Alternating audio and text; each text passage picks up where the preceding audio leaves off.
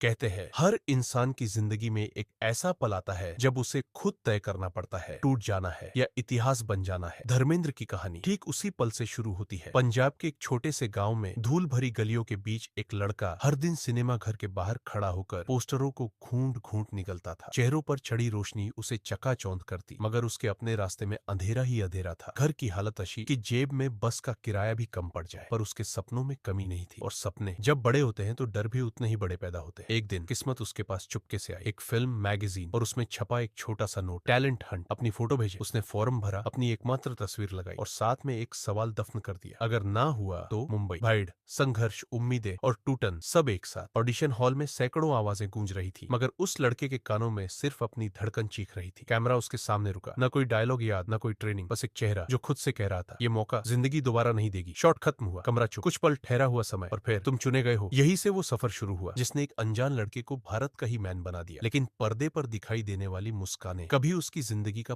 पूरा सच नहीं थी। हर हिट फिल्म के पीछे लंबी रातें थी, हर तालियों के पीछे छिपी थकान थी, और हर सफलता के पीछे एक लड़का था जो टूटकर फिर जुड़ता था। उसने दुनिया से नहीं, खुद से सबसे बड़ी डील की। हार मानना नहीं है, और यही डील उसे अमर बना गई। आज जब हम धर्मेंद्र का नाम लेते हैं तो सिर्फ एक एक्टर को नहीं याद करते, हम याद करते हैं उस जज्बे को जिसने गरीबी को चुनौती दी, डर को पीछे छोड़ा और सितारों की भीड़ में अपनी जगह छीन कर बनाई। धर्मेंद्र एक नाम नहीं, एक याद है कि बड़े सपने कभी आसान नहीं होते, लेकिन असंभव भी नहीं।